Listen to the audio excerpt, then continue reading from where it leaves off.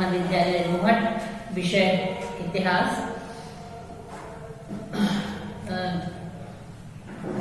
आधुनिक विश्व में आज की कड़ी में हम जर्मनी का एकीकरण के बारे में जानकारी देंगे। नेपोलियन के उदय के पहले जर्मनी लगभग 300 राज्यों में विभाजित था और ये सभी राज्य जो है वो पवित्र रोमन एम्पायर या होली रोमन एम्पायर के अंतर्गत माने जाते थे। और नेपोलियन ने इस होली रोमन एम्पायर को समाप्त कर दिया और जर्मनी के 300 से अधिक स्वतंत्र राज्यों को एक 39 राज्यों का एक संघ बना दिया। ये जो है वो जर्मनी के एकीकरण का मार्ग इससे प्रशस्त हो गया। जो अब 300 टुकड़ों में बटा हुआ था जर्मनी, वो अब जो है वो 39 उसका एक संघ बन गया। हालांकि इन राज्यों को एक विशाल कॉन्फेडरेशन बनाया गया और ऑस्ट्रिया के चांसलर को इसका जो है वो अध्यक्ष बनाया गया। इस परिसंघ में एक राष्ट्रसभा या डाइट बनाई गई और इसमें जितने भी जर्मन राज्य थे इनके जो नॉमिनेटेड मेंबर्स थे वो इसके सदस्य होते थे। अब प्रैक्टिकली तो ये जो राज्य सभा थी या डाइट जिसको हम कह सकते हैं, इसमें ऑस्ट्रिया का डोमिनेशन था। ऑस्ट्रिया जो है वो पूर्ण रूप से जो है वो इसका प्रभुत्व करता था और चूंकि प्रशा और ऑस्ट्रिया में स्वाभाविक जो है वो मनमुटाव था, इस कारण से जो है वो प्रशा एकीकरण के या अपने हित की बात जो है वो नहीं कर सकता था। इसको 1862 में जब बिस्मार्क प्रशा का चांसलर बना, उसके बाद से जो है वो एकीकरण की दिशा में कार्य हो पाया। 1861 में प्रशा का नया सम्राट हुआ जो कि विलियम प्रथम के नाम से जाना जाता था। विलियम प्रथम एक बहुत ही योग्य व्यक्ति था और उसमें सैनिक गुण भी थे, वो प्रैक्टिकल भी था और उसको दृढ़ विश्वास था कि प्रशा का भविष्य जो है वो सैनिक शक्ति के आधार पर हो पाएगा। और चूंकि वो राजनीति को जानता था तो उसको ये भी पता था कि ऑस्ट्रिया के प्रभुत्व को समाप्त किए बिना जर्मनी का एकीकरण जो है वो संभव नहीं है। तो उसने जो है उस उद्देश्य से अपनी और ऑस्ट्रिया को कैसे दबाया जा सकता था, वो सैनिक ताकत से, और किसी तरीके से ऑस्ट्रिया को परास्त नहीं किया जा सकता। और ऑस्ट्रिया की सेना को परास्त करने का मतलब था कि प्रशा खुद एक शक्तिशाली राष्ट्र बने। तो विलियम फर्स्ट ने जो टारगेट बनाया वो ये था कि शांति काल में जो है वो सेना लगभग 2 लाख की होनी चाहिए प्रशा की सेना, और युद्ध काल में 4.5 लाख की सेना होनी चाहिए, पूर्ण रूप से सशस्त्र और ट्रेंड आर्मी होनी चाहिए जो कि ऑस्ट्रिया से टक्कर ले सके। उसके लिए उसने जो है वो अपना जो युद्ध मंत्री बनाया, उसका नाम था वॉन रून, और सेनापति था जो वॉन मल्टके जो है वो उनका सेनापति था। अब समस्या ये आ गई कि वॉन रून एक योग्य व्यक्ति था, वो प्रशा को शक्तिशाली बनाना चाहता था, लेकिन समस्या ये थी कि रशिया को जो पैसा मिलता था वो सदन से मिलता था और उसके लिए निम्न सदन से उसको लेना होता था, और निम्न सदन जो है वो उदारवादियों से भरा हुआ था। तो जब वैन रूम ने पैसे की मांग की तो उदारवादियों ने शर्त लगा दी कि सेना को का इस प्रकार से जो है वो नहीं तैयार किया जाएगा, उसमें संशोधन किए जाए। उन संशोधन को वैन रूम ने अस्वीकार कर दिया, तो संसद ने पैसा देने से मना कर दिया। तो ऐसा जब लॉन्ग जैक हो गया, संसद और विलियम फर्स्ट या वैन रूट के बीच में जब इस तरह की स्थिति उत्पन्न हो गई, तो वैन रूट ने विलियम फर्स्ट को सलाह दी कि वो बिस्मार्क को बुलाए और बिस्मार्क ही इस गतिरोध को तोड़ सकता है या संसद से जो है वो संसद को जुटा सकता है। विलियम फर्स्ट ने उस समय तार देकर बिस्मार्क को बर्लिन बुलाया। उस समय बिस्मार्क पेरिस में था।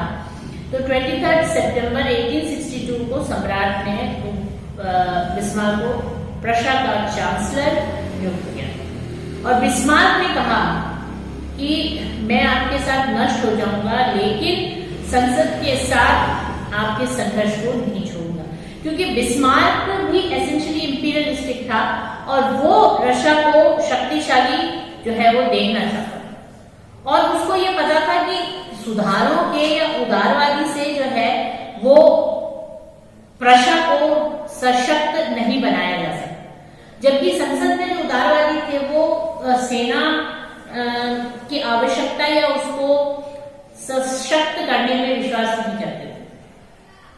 तो ये कॉन्फ्लिक्ट जो है, अब चूंकि लोअर हाउस से पारित कराना बिल, संशोधन कराना या पैसे की मांग करनी है, तो वो डिमांड जो है वो लोअर हाउस से पारित होना जरूरी थी और लोअर हाउस चूंकि उदारवादियों से भरा था तो वो पारित नहीं होता।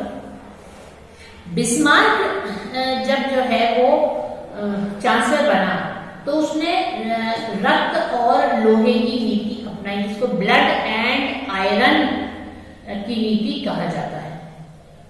बिस्मार्क को यह पता था कि किसी भी तरह से पैसा लाना होगा और सेना को शक्तिशाली बनाना होगा। तो उसने जो है वो बिस्मार्क ने स्पष्ट कहा कि जर्मनी जो है प्रशिया के उदारवादियों की ओर नहीं है, बल्कि उसकी शक्ति पर लगा हुआ है। प्रशिया को अनुकूल अवसर आने तक अपनी शक्ति को सुरक्षित रखना है। तो उसने जो है वो क्या किया कि उसने जो डिमांड आर्मी के लिए डिमांड रखी थी पैसे की, वो बिस्मार्क ने अपर हाउस से या ऊपरी सदन से पारित करा दी और जो है वो उस पैसा को आवश्यक। अब इसमें क्या हुआ कि निम्न जो सदन था उसकी अवहेलना हुई, लेकिन अगर सैनिक सुधार करने थे तो वो धनराशि जो है वो प्राप्त करनी आवश्यक थी। तो 1862 से 1866 के बीच बिस्मार्क ने इसी तरह से जो है वो बिल पारित कराता रहा और उसने जो है वो संविधान इस विधान की कोई परवाह नहीं। मूलतः इसलिए नहीं की क्योंकि बिस्मार्क जो है वो सदन का अपमान नहीं करना चाहता था, लेकिन उसको ये पता था कि लोअर सदन जो है वो पैसा नहीं देगा और इस समय मिलिट्री ताकत बढ़ाना जो है वो प्रशा की मूलभूत जरूरत थी, क्योंकि उसने कहा प्रशा के राजतंत्र का लक्ष्य अभी प्राप्त नहीं हुआ और लक्ष्य क्या था? प्रशा के नेतृत्व में इटली का एकीकरण। बिस्मार्क अपने आप को सिर्फ सम्राट के प्रति उत्तरदायी मानता था। अब पैसा मिलने के बाद बिस्मार्क ने प्रशा की सेना का पुनर्गठन किया, प्रशिक्षण दिया, सब कुछ किया। तो उससे जो है वो यूरोप की सबसे सर्वश्रेष्ठ जो है वो सेना बन गई। और फिर अब इस सेना को सशक्त करने से, आधुनिक करने से एक कड़ी पूरी हुई।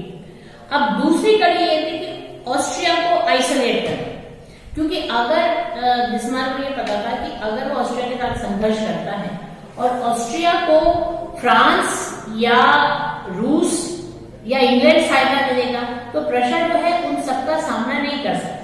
तो वो चाहता था कि डिप्लोमेटिकली जो है वो कूटनीति के द्वारा ऑस्ट्रिया को आइसोलेट किया जाए, उसके मित्रों से अलग करके उसको अकेला किया जाए और अकेला करने के बाद जो है वो उससे संघर्ष की स्थिति उत्पन्न हो।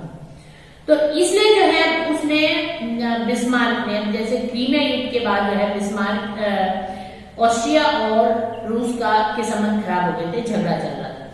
तो इंग्लैंड इस समय जो है उसमें रुचि नहीं ले रहा था यूरोप के मामले में और फ्रांस के भी संबंध बिगड़ चुके थे ऑस्ट्रिया में। तो बिस्मार्क ने जो है वो नीति अपनाई। उसने जो है वो उस समय जो रशिया का जार था अलेक्जेंडर सेकेंड, वो वैसे भी बिस्मार्क को जानता था, उसका मित्र था। तो उसने जो है रूस के साथ ये तय किया कि उस समय पोलैंड के अंदर विद्रोह हो रहा था, पोलैंड पर रूस का अधिकार था। तो बिस्मार्क ने जो है वो इसका फायदा उठाया और रूस के साथ जो है वो संधि कर ली, और इस संधि के अनुसार दोनों अपनी अपनी सीमाओं पर सैनिक तैनात कर देंगे, ताकि कोई भी पोल विद्रोही जो है, पोलैंड का कोई विद्रोही जो है वो जर्मनी या प्रशा के अंदर प्रवेश न कर सके। अब प्रशा की जो जनता थी वो पोल्स के साथ थी, पोलैंड के लोगों के साथ थी, लेकिन बिस्मार्क जो है वो प्रशा का हित देख रहा था। उसको उस समय उचित और अनुचित से ज्यादा रुचि जो है वो प्रशा की शक्ति बढ़ाने में था। तो उसने जो है वो स्पष्ट कह दिया कि संधि करने या न करने का प्रेरोगेटिव या परमाधिकार जो है वो सम्राट के पास है, और सम्राट ने रूस के साथ संधि की है कि वो अपने राज्य में किसी भी तरह से किसी भी पोलैंड के व्यक्ति को सहायता नहीं देगा। तो इससे जो है वो